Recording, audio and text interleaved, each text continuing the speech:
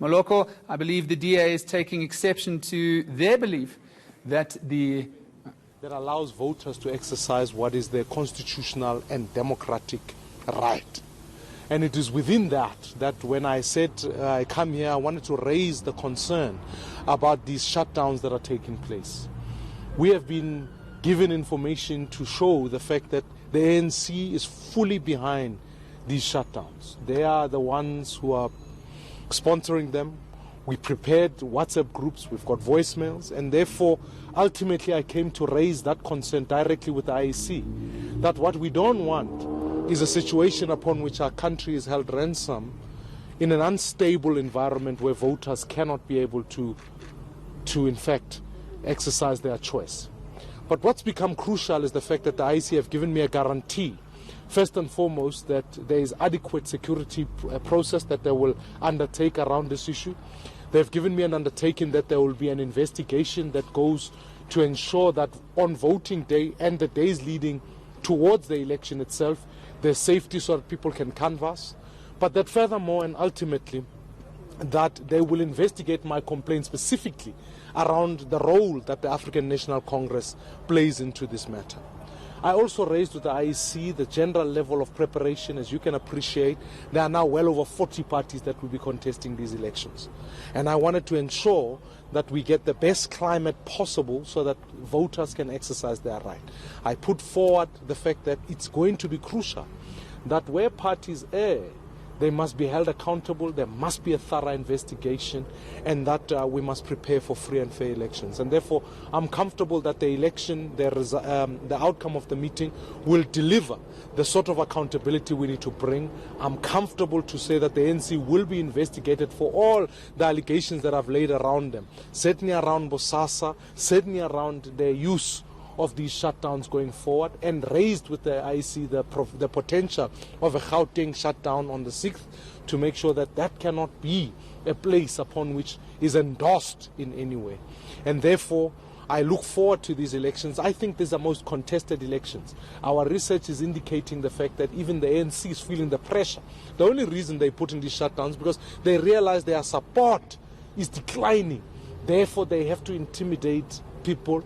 And so we are expecting and we are seeing growth in communities. I'm comfortable that citizens will vote for One South Africa for all, and ultimately our vision is to always put a job in every home, and therefore these elections give us an opportunity to present a future for all South Africans in our country. So I'm grateful that we had that meeting, and certainly will engage other stakeholders to make sure, even from a policing point of view, we monitor and make sure that the ANC isn't allowed to in fact continue with these shutdowns in the manner that they are. Protests are legitimate, but we've got to ensure that accountability is effected on parties. But then sorry guys, Natasha from the SABC, you mentioned the Gauteng shutdown on the 6th of May. Could you just please elaborate on that?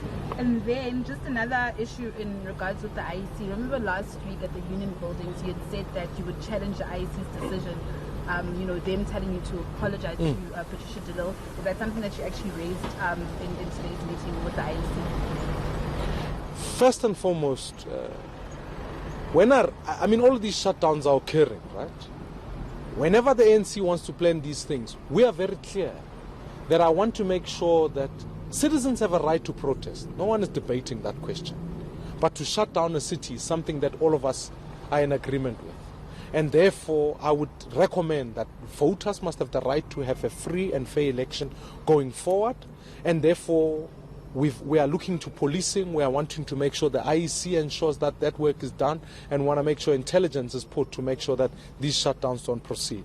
Ultimately, our call is that let's allow voters to be able to have the freedom to go exercise their right. On the second question about that, of course, this matter between us and the IEC, of course, we are taking the matter to court. We believe that the narrow definition of the word fired. Let me remind the people of this country.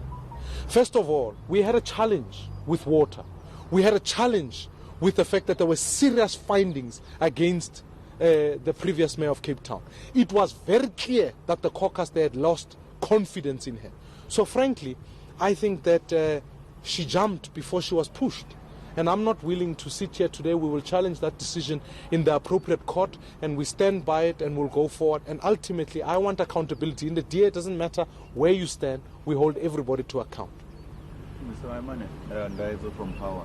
Yesterday, Julius, during a walkabout at the Ren show, mentioned you specifically, and he said that you are biting the hand that feeds them.